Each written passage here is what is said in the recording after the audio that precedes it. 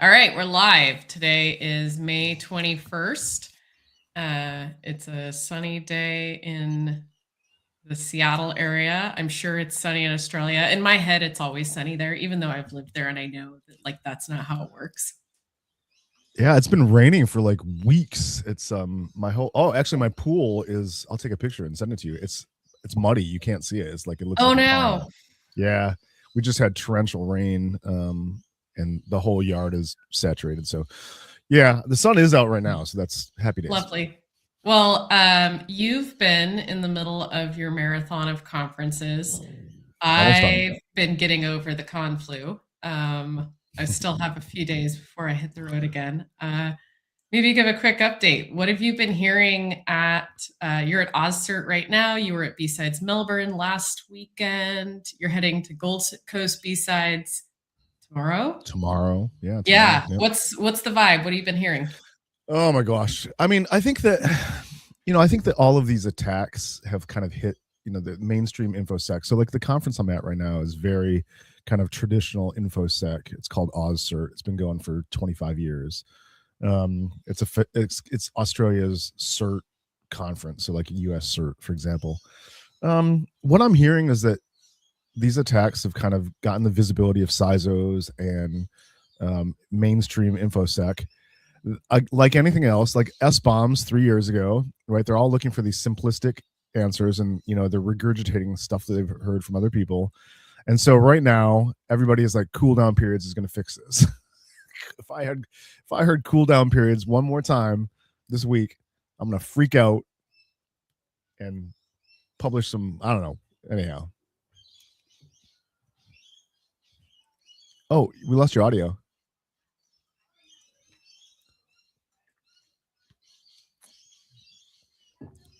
Jen's got a rogue. Yeah, she's got a rogue microphone issue. But all right, you got me. Yeah, I got you. I got you, homie. I have no explanation for that. It's the gremlins. Computers. Somebody in the universe knew that we were going to start talking some smack. No, I was going to say I gave a little bit of a lightning talk last week about some of the top tips for like more on the application security side for preventing malware consumption. And it was very much like, yes, you should do all these things. For example, cooldown periods, version pinning, dealing with lifecycle scripts, but none of them are a silver bullet. There are no silver bullets in malware. So on that note, I actually want to take us slightly out of order than what we'd planned on. And I want to start with, I don't even know if you've had a chance to catch up on this, the new NPM feature that just came out for staged publishing. Have you caught up on it yet? I've done zero writing, so it's your show here. Okay, so I'll give kind of an overview of what I've looked into with the caveat that this is, I've reviewed the docs and I've kind of poked around about what the concept is, but I have not implemented this. So if you've implemented this and you have a different experience than what I talk about, then definitely share that. But basically, the concept here is it creates a staging area for your package that requires an additional approval before it ships. So instead of npm publish, pushing a package live immediately, you run this new npm stage publish, which is going to hold it in the staging area, and then a maintainer is going to review and approve it. They have to have 2FA, and then it goes public. So the idea is it's a human checkpoint for open source packages, or packages hosted on npm. So I will say, first off, this is a real improvement. There's lots of things that NPM has needed to do to improve security. And so if your CI pipeline stages a release and a second human has to interactively approve it with a different account, then you've added a genuine barrier. The docs confirm that you can't use OIDC tokens. It requires interactive authentication. So it can't just be automated away. If you decide to turn this on, like there's a human holding the keys. From what I understand, this probably would have prevented the compromise of those SAP CAP packages, a month ago, where Team PCP had exploited a misconfigured OIDC trusted publisher workflow. However, in my mind, this comes with a lot of caveats, and I'm sure you're already like spinning through what you think they are. First of all, this is not going to do you any good if you're a maintainer group of one, right? So that's the simple, like, this is meant or is going to be most valuable in a team type of environment. So the Axios compromise, for example, from what, like 6 weeks ago, that would not have been stopped by this. The other thing is there's a lot of stuff that the docs don't explicitly cover. Like my first question was, if you turn this on, what's involved in turning it off? Like if my account was compromised, can the attacker just go in and turn this off? Right. Unclear. Also, it has to be enabled per package. It's not an org-wide publishing option, or there is no org-wide publishing. And so I don't know that that's bad, but it definitely is a barrier to like turning it on in an easy mechanism.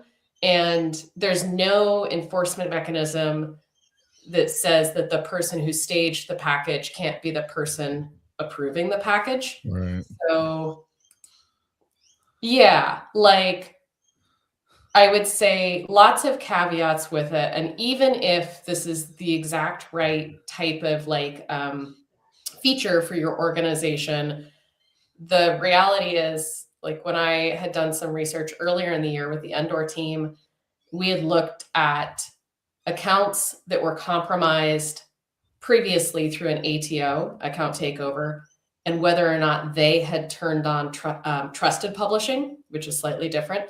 And it was only like 13% of accounts that had already been compromised, which knew this was a problem, had turned on trusted publishing. And a lot of the accounts that hadn't turned it on were corporate accounts. Like you can look and see in the package names where you're like, oh, that's a company. So they should be using that. Sorry? They should be using that. Yeah, they should be using it. And so like, I think, yes, this is a good feature to exist, but it's very much, opt-in. There's lots of things that have to go right for this to go right. And there's just lots of questions that I personally have about how it will functionally work. I would really hope that, the person who turns it on can't I don't know. How would you handle turning it off? Yeah, I mean, I don't know. I've only been looking at it for a couple minutes here. You raise all these things are great points, right? And like you basically beaten me to all the things that I was going to say. So there you go. Like you, I think this is a great effort. Good job, NPM. But I feel like this kind of falls into the bucket of like GitHub and NPM security stuff that they know nobody's going to turn on.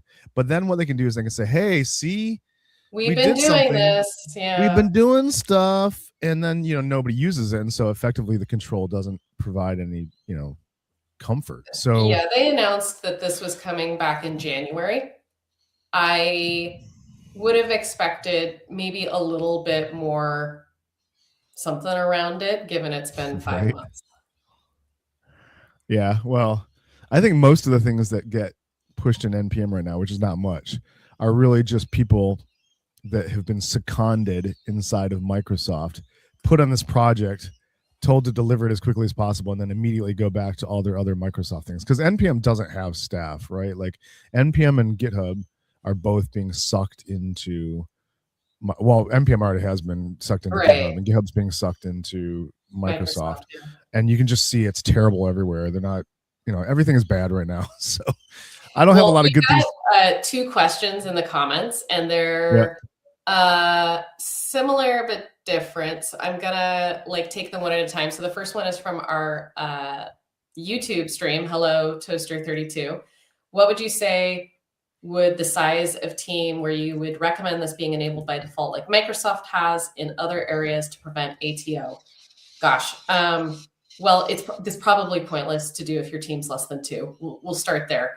I think like poke at it a little bit, and I would err on the side, like if you're a team of 2, consider turning it on and seeing what the friction looks like, because it does absolutely introduce friction. This is designed to introduce a checkpoint. And so if you're a team of 2 and you turn this on and your second person is not looped in with your first person and you're releasing really quickly, then yeah, it could be a problem. I mean, a friend of mine, Alex, commented on the post that I did on LinkedIn earlier, and I'm just going to read what he said because I think he kind of like sums up the thought process here of where the bottlenecks could be. He says, like, is 2-stage viable if an org is publishing a boatload of packages? Or what if they're looking at agentic code fixes moving really quickly?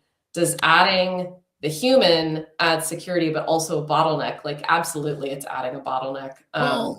Well, it's a good bottleneck. Okay. Sorry, I talked over you. My apologies. Go for there's it. 7,000 miles between you and I, and so there's a lot of distance for packets to travel, and so there's some latency there. But all right, so I have to challenge. Listen, NPM is not your staging branch. So if you are building in such a way where you're pushing lots and lots and lots of changes to your public NPM packages, and this challenge, this MFA challenge, is causing an issue, then I think that your CI and the way that you publish NPM packages is broken. Full stop. Like those highly iterative stages need to be happening earlier in your CI process. And so if you're pushing 8 bazillion times, if this becomes an issue, then frankly, I think you probably aren't building and deploying to NPM in the right way. Sorry, that's my opinion. Yeah, that's fair. Okay, we've got a second one from Josh. Unique approver count required for this to avoid self-approve. Yeah, I don't know. Sorry, Josh, we don't know yet. I just looked at this. I will get an answer for you, my friend, and I'll come back to you. Yeah. All right, let's move on to the next topic. I didn't think that was going to be as involved as it was, but it's very timely. Yes. Let's go back in time to May 18th. Was that really only like Monday? I guess right. So. You published a blog announcing that you had found 3 malicious NPM packages that were connected to the March Axios compromise that have been quietly harvesting developer credentials since early April. Paul, what did you find? Yeah, I mean, that's pretty much it. There's 3 NPM packages that I've tied back to the threat actor that published the Axios. And Axios used a dependency. So plain crypto.js was the actual payload, and they just added a post install script that called that. I lied. Just a dependency.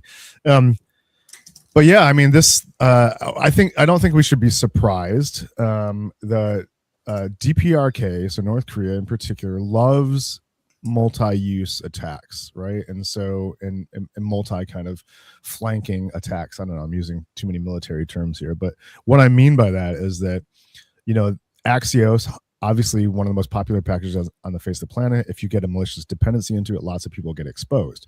But in the meantime, there's other groups inside of DPRK, inside of Lazarus, that are doing contagious interview and all these other kind of campaigns in parallel.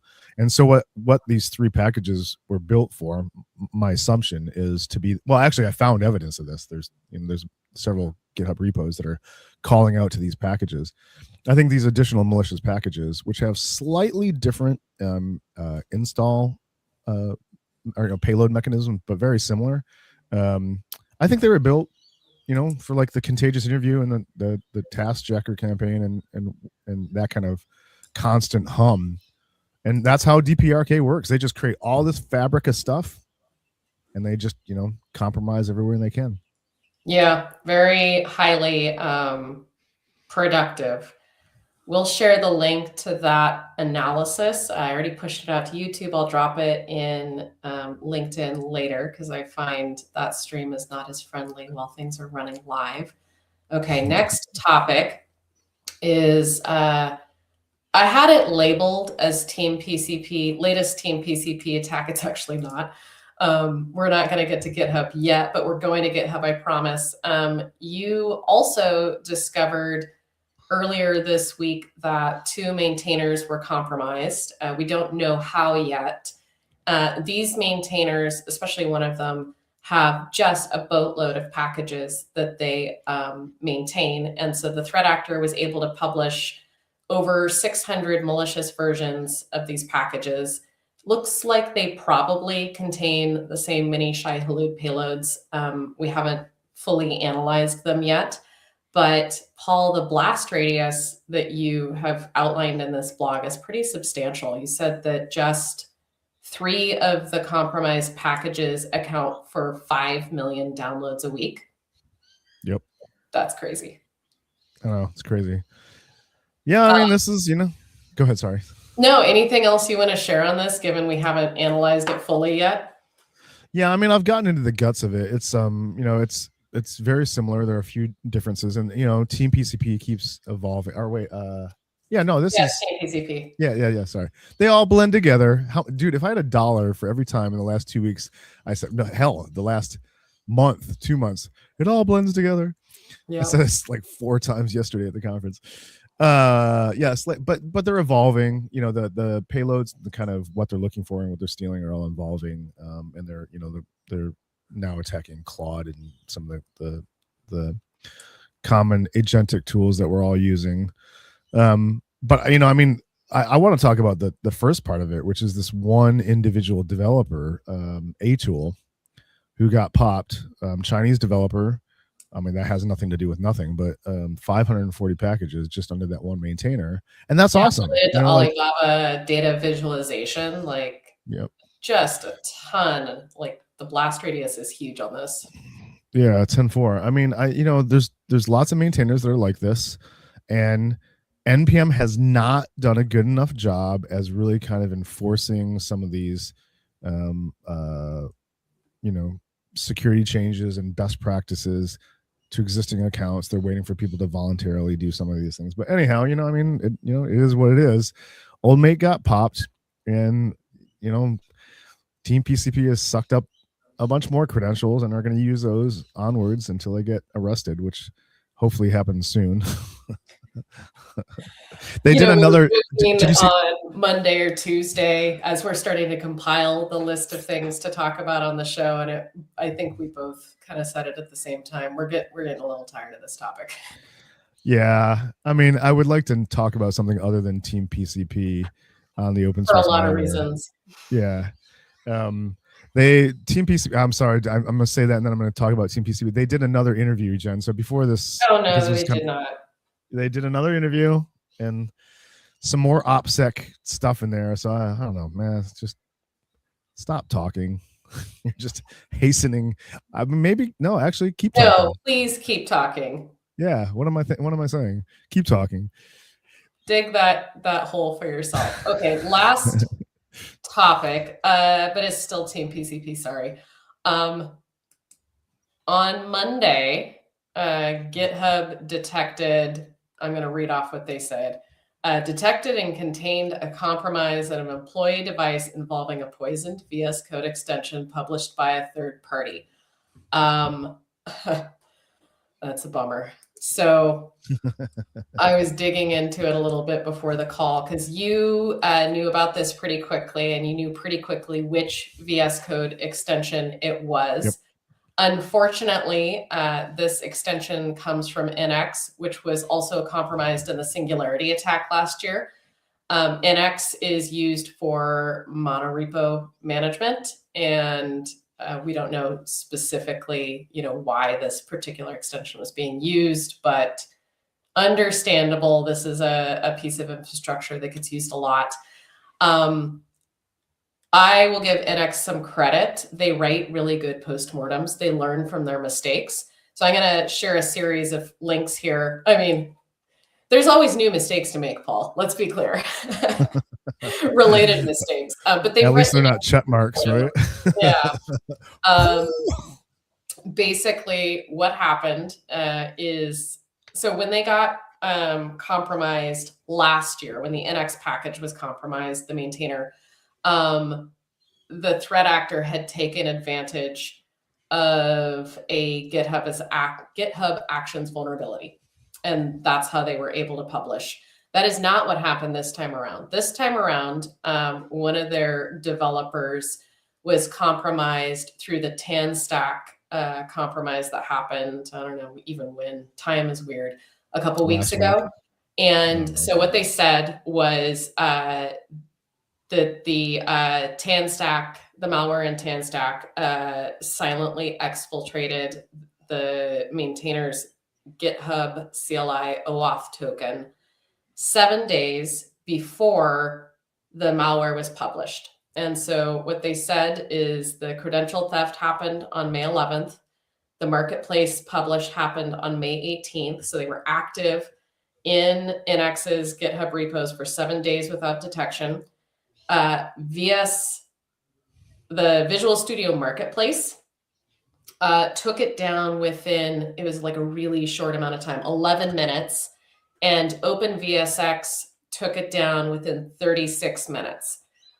This is just showing like how fast these things move. So, you know, it was only up for a max amount of time of 36 minutes. And in that time, somebody from GitHub consumed one of those poisoned versions. And that's how Team PCP got access to what I think they're saying is like 5,000 repos. And they have said that they're going to sell the data. Yeah, I mean, it's last number that I saw for the repos was 3,800. And I was looking through late last night. I was looking through some of the names of some of those repos, and you know, it's what you expect. I also saw that somebody did an analysis of just the names, and kind of their observation was that it checks out. Like, it looks like, you know, what you would expect. It uses the naming, the kind of common internal naming conventions that GitHub uses for different things, and so that kind of all checks out. Yeah, I mean, I want to, on that point of how long it was up. There's a contentious thing, because they say it was only up for like 18 minutes or 31 minutes or whatever it is, but like, I grabbed it outside of that window. I'm pretty sure. I mean, I might have grabbed it inside that window, but I grabbed it, and you know, while our automation grabbed it.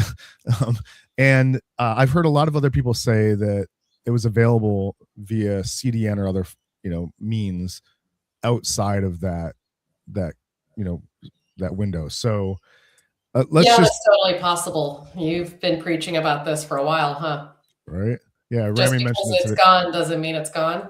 Yeah. Like, that's, you know, both in the Python world and in the JavaScript world. And remember, VS Code extensions are just JavaScript, right? You can run the same analysis that you do on them that you do on your NPM packages. You can use tools like GuardDog and Muad'Dib and other stuff. But yeah, one of the things I thought was interesting, like, I think if I understand this correctly, basically what happened was that a employee got done via TanStack, like you said, then published a malicious VS Code extension. Then another Microsoft employee consumed said VS Code extension, which then led to the exposure That's my of 3,800. Yeah. The level of inception here is just, you know, it blows my mind. I've got a whole blog post written up about that. I just haven't had a chance to post it. Just like, it just blows my mind. A Microsoft employee using a Microsoft product compromises another Microsoft employee, which then leaks a bunch of GitHub repos. Pull your head out, yo. Seriously. Yeah, it's not great. Not a good look. Not a whole lot of information from GitHub. The link that I shared about the GitHub compromise is about 3 paragraphs. You know, they're staying focused on things like no customer data affected, but right. I'm sure the threat actors got a hold of something that someone will want. It's probably not junk info. I do have a little bit of information there. So they were asking for bids. So they asked starting at 50K, which I thought, way to start low expectation having. But last I saw that the bid was up to $95,000. And looking at the files, I mean, that's, you know, I'm not surprised. It's like, doesn't appear to be anything smoking. It's not like that CISA breach. Jesus. Yeah. Oops. So let's talk about keys in brief before we wrap up, because both if you say CISA or CISA, either way, I think it's funny. You and I say CISO and CISO. Anyway, we mean the same thing. CISA, there was a private repository. That's how it was labeled, as private. It was named, it was public. It was named private repository, but it was not private. And it had a whole bunch of keys in there. And I think this is kind of going back to what we talked about. I feel like maybe last week or the week before, where you need to really get a hold on having visibility into which keys have been compromised. If you can't, first of all, turn on whatever free stuff there is. There's lots of good free tools to scan for that sort of stuff. But yeah, more and more I'm seeing the need for these endpoint products that will look, be able to tell what's on your developer endpoint so that you can rotate. And we need to start talking about managing GitHub repo sprawl, right? Like, I think that private repo was in the CISA organization. I think, I could be wrong, but I think it was inside the CISA organization, GitHub organization, excuse me. Like, why are you letting people create public repos? And I just, it's the same thing that we were dealing with AWS and cloud sprawl. And then, a lot of this goes back to many permissions are opt-in, not opt-out. And with GitHub, many of those permissions are opt-in. That's just, and again, we've talked about this a lot. There's reasons for that. We may not agree with them, but there's reasons that, products will decide to make a conscious decision to turn things on. We can talk about this next week in more depth, but I got a response back to my Supabase VDB disclosure, and it's not good. Oh goodness. Well, that's a good teaser for next week. Right? Dun dun dun. Wait, what's the Law and Order one? Dun dun. All right. On that note, I think we've hit everything we wanted to cover. We did a good job keeping it in about 30 minutes this time. Anything you want to touch on before we wrap up? Gold Coast B-Sides is tomorrow. If you're in Australia and you're in the area, there are still some tickets available. We'd love to see people come out. Going to have a great day. I love a B-Sides. I need an excuse to come down. I will be in San Francisco next week. If anyone's looking for some good stuff on AI agent security, I'm going to be giving a talk next week on malicious skills, sketchy skills. And I think it's going to be a good event. I've heard a lot of good things about it. So check out Zenity's AI Agent Summit, I think is what it's called. Yeah. Nice. All right. Well, enjoy OzCert and B-Sides, and I'll catch you later. Thanks, everybody, for listening. We appreciate it. Cheers. Cheers.